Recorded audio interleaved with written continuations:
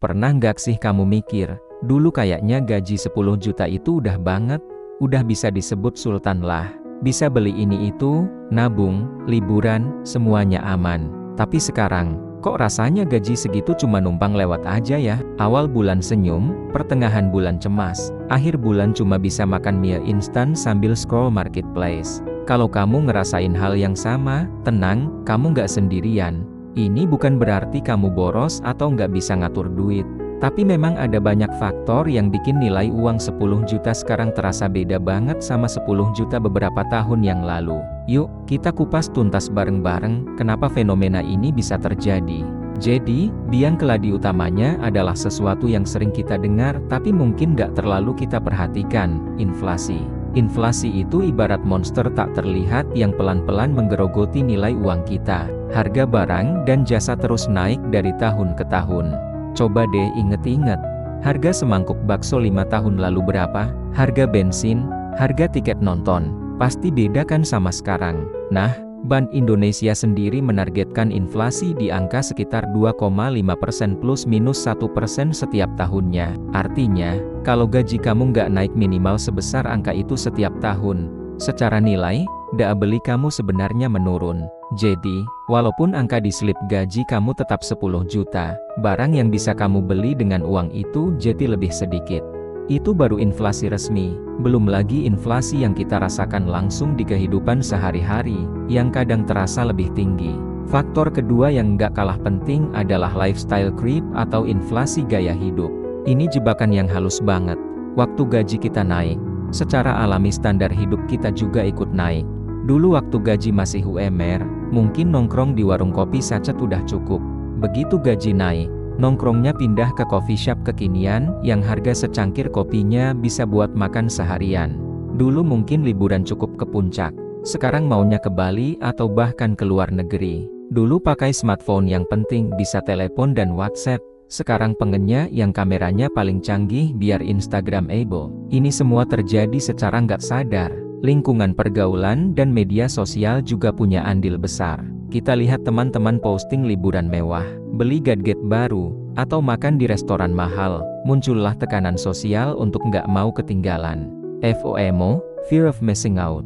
Akhirnya, pengeluaran kita membengkak mengikuti gaya hidup baru, dan gaji 10 juta pun terasa pas-pasan. Selanjutnya, kita harus ngomongin soal generasi sandwich. Mungkin banyak dari kamu yang berada di posisi ini. Generasi sandwich itu adalah mereka yang harus menanggung biaya hidup 3 generasi sekaligus. Diri sendiri, orang tua, dan anak. Gaji 10 juta yang kelihatannya besar, harus dibagi untuk kebutuhan rumah tangga sendiri, cicilan, biaya sekolah anak, asuransi, plus mengirim uang untuk orang tua atau bahkan membiayai adik yang masih sekolah. Di Indonesia, kultur berbakti pada orang tua sangat kuat, dan ini adalah hal yang mulia. Tapi secara finansial, ini jadi tantangan yang luar biasa berat. Beban finansial yang ditanggung jadi berkali-kali lipat. Jadi, jangankan buat foya-foya atau investasi, untuk memenuhi semua kebutuhan dasar itu aja kadang udah ngos-ngosan banget.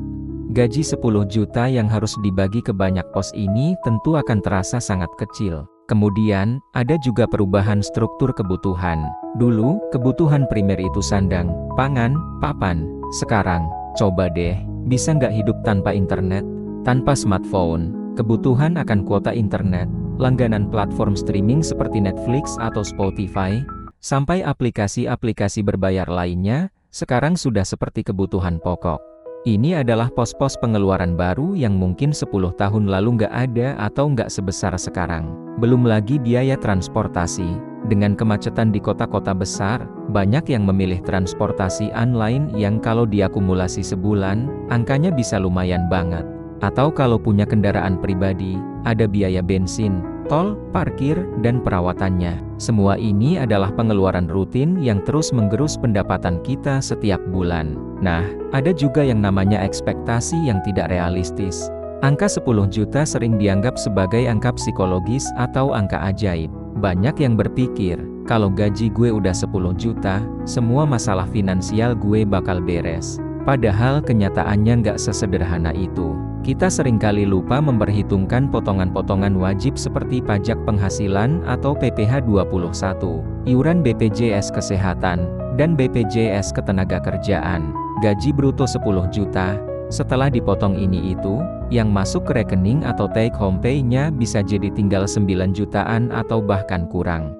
Kita fokus pada angka besarnya, tapi lupa sama angka real yang kita terima. Ekspektasi inilah yang seringkali bikin kita kaget dan kecewa pas lihat kenyataan. Terus, apa solusinya? Apa kita harus pasrah aja? Tentu enggak. Langkah pertama yang paling penting adalah kesadaran finansial. Kita harus sadar bahwa gaji 10 juta di zaman sekarang memang tantangannya beda. Setelah sadar, kita bisa mulai membuat anggaran atau budgeting yang detail. Catat semua pemasukan dan pengeluaran, sekecil apapun. Dengan begitu, kita bisa tahu kemana perginya uang kita dan pos mana yang bisa dihemat. Coba evaluasi lagi gaya hidup kita. Apakah ada pengeluaran yang sebenarnya bukan kebutuhan, tapi cuma keinginan sesaat karena ikut-ikutan? Mungkin kita bisa mengurangi frekuensi ngopi di kafe, masak sendiri lebih sering daripada jajan di luar, atau mencari hiburan yang lebih terjangkau. Ini bukan berarti hidup menderita ya, tapi lebih ke arah menjadi konsumen yang lebih bijak dan sadar.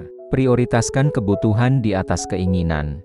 Selain mengatur pengeluaran, penting juga untuk memikirkan cara menambah pemasukan. Di era digital ini, peluang untuk mendapatkan penghasilan tambahan terbuka lebar. Kamu bisa mulai mencari side hustle atau pekerjaan sampingan sesuai dengan keahlianmu. Misalnya, kalau kamu jago desain, bisa ambil proyek freelance. Jago nulis, jadi content writer. Punya keahlian spesifik, buka jasa konsultasi, atau bahkan hal simpel seperti jualan online.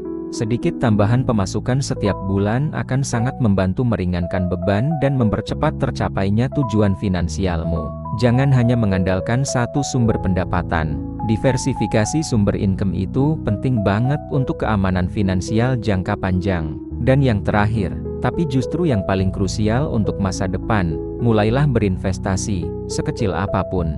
Jangan berpikir investasi itu cuma buat orang kaya. Sekarang banyak banget instrumen investasi yang bisa dimulai dengan modal kecil. Misalnya reksadana atau saham yang bisa dibeli mulai dari Rp100.000. Tujuan investasi adalah agar uang kita ikut bekerja dan bertumbuh melampaui laju inflasi. Sisihkan setidaknya 10% dari penghasilanmu setiap bulan untuk diinvestasikan secara konsisten. Anggap ini sebagai membayar diri sendiri di masa depan. Semakin dini kamu memulai, semakin besar potensi pertumbuhan asetmu berkat efek bola salju atau compound interest. Jadi kesimpulannya, merasa gaji 10 juta itu kecil di zaman sekarang adalah hal yang sangat wajar. Ini bukan cuma perasaanmu, tapi sebuah realita ekonomi yang dipengaruhi oleh inflasi gaya hidup, tanggungan generasi sandwich, dan perubahan struktur kebutuhan. Kuncinya adalah jangan berkecil hati. Jadikan ini sebagai pemicu untuk menjadi lebih cerdas secara finansial. Mulailah dengan membuat anggaran, membedakan kebutuhan dan keinginan, mencari sumber penghasilan tambahan, dan yang terpenting, berinvestasi untuk masa depan.